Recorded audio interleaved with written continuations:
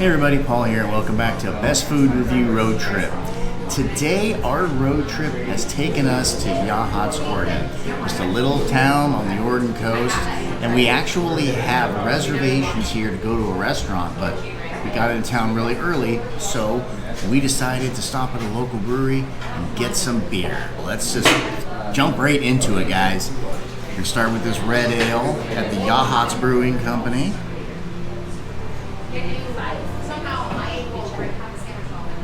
That is delicious. Amy took a taste prior. She's like, it's a little bitter. No, not bitter at all.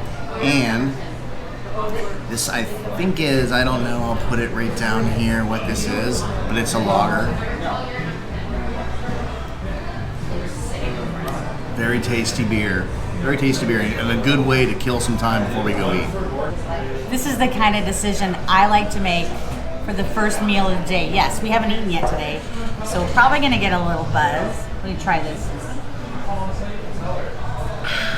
It's a very light lager, and on a warm, sunny day, which is super rare on the Oregon coast, it's the perfect kind of beer to be drinking. I'm gonna try this red ale. I did taste it when he first brought it to the table, and it is a little bit bitter.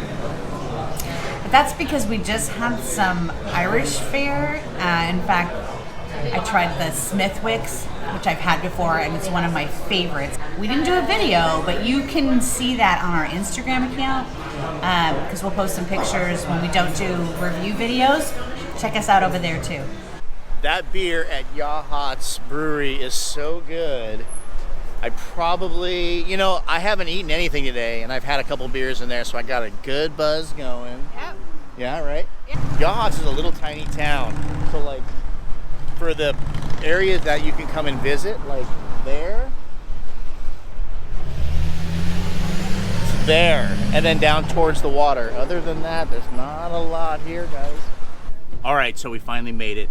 We made reservations for this place. We had to kill some time, got some beer, it's all good. But this place is historical. This is like the toughest place in this town. Before you can walk into this restaurant, you have to find a place to park, which means that you're probably going to a public parking lot or just basically anywhere you can find a spot.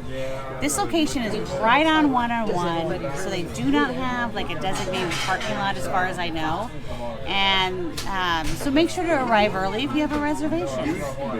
Now, when you come in the door, you're going to immediately be greeted by this beautiful little gift shop.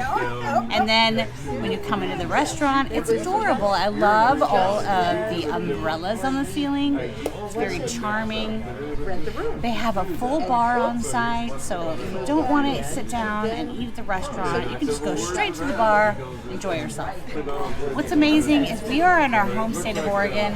We also ran into some of our favorite viewers here in town. I'm going to introduce you to them right now. Hey everybody, say hi. Hi.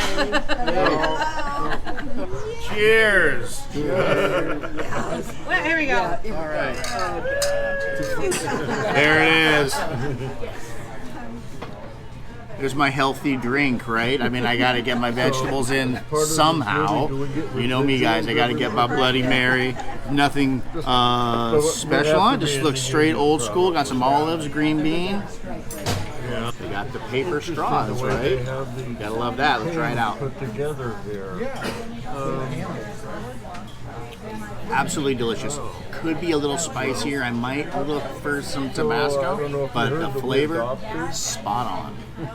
So let me tell you a little bit about the Drift Inn restaurant here. Well, it's a restaurant and hotel, but it wasn't always like that. It was actually built back in 1929 from lumber that they brought down from Toledo, I guess along the coastline. When it was originally opened, it was built by a guy named Guy Freehouse, and it was called the Drift Inn, like you're drifting, not like the Drift Inn like it is today. Because everybody knew Guy in town, they called it Guy's Place, and it was actually just like a really tough place to hang out.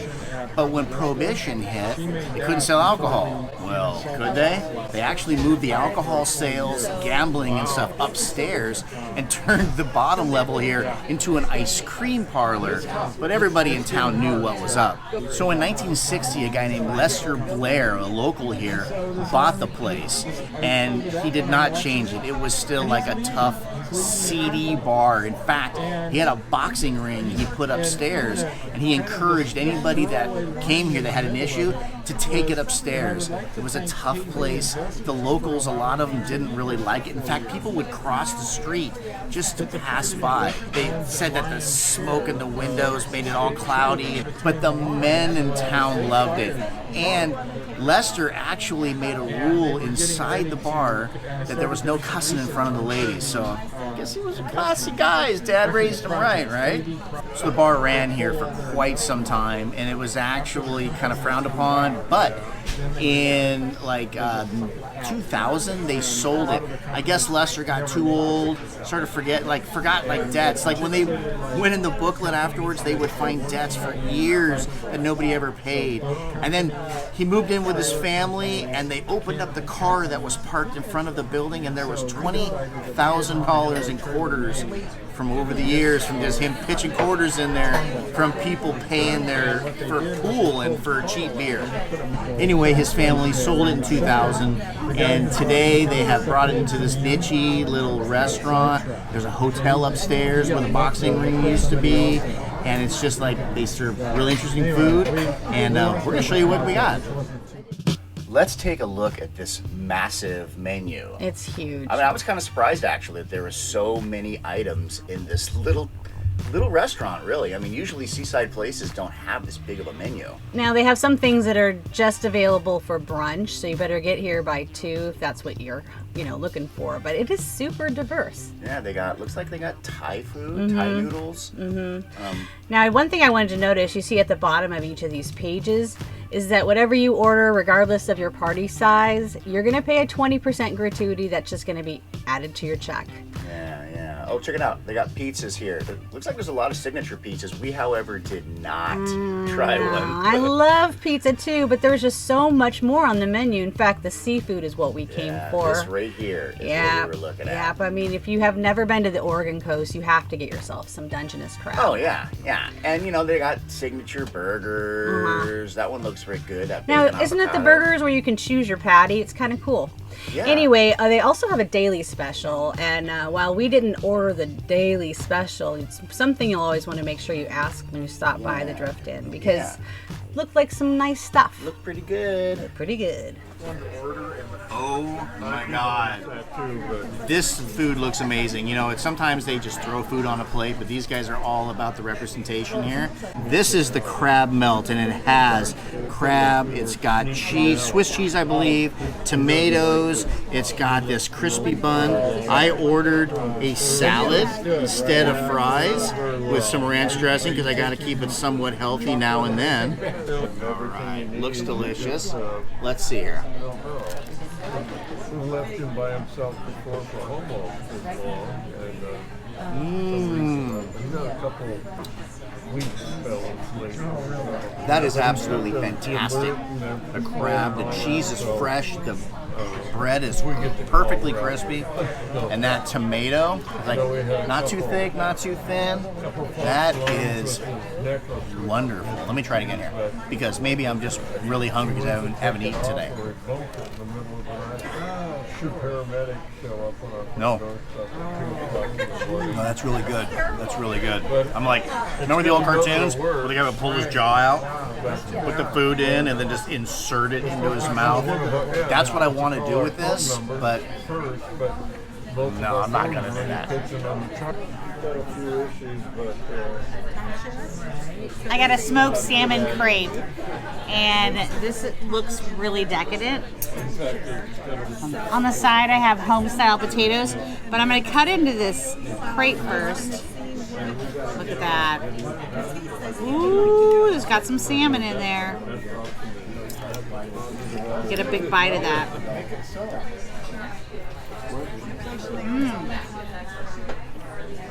Wow, what kind of cheese is that? It tastes like brie, and I love brie because it's a very white, like chewy cheese. So I'm gonna take one more bite of this before I move on to the potatoes. The bottom of that is quite warm. That smells good. Very nice.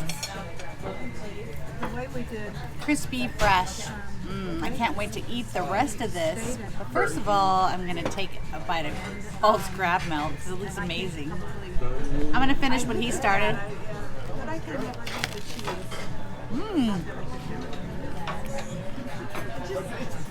That bread is so crispy. The crab is delicious, and I love the tomatoes. It's so good. You're like tearing into that. Anything else at the moment? A few months ago, we were in Florida, and we went to this crepe place. Can't remember what it's called offhand, but I'll put some sort of picture over here for you guys. Anyway, it was in Disney World, in Epcot. It had crepes. It was absolutely wonderful, and we've been kind of looking for crepes, and we found it. And smoked salmon. Oh, forget about it. It's probably better if I flip the knife over and use the correct side, right? Because Those are hot. that is not the correct way to use it. So this has like artichoke, all kinds of good stuff.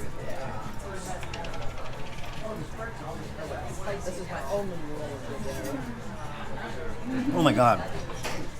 That sauce on there is absolutely fantastic. What kind of sauce is that? Do you know? Bechamel or something? Oh my goodness, that is fantastic. So while Amy's holding the camera, I'm going to take another bite because she can't put it down. Otherwise, she'll mess up this entire shot. Don't you dare. That smoked salmon. Okay. Unbelievable. All right. Fine, I'll try a fried potato. Well, then now that she said that, it's probably better if I try two. And I'll dip in that sauce.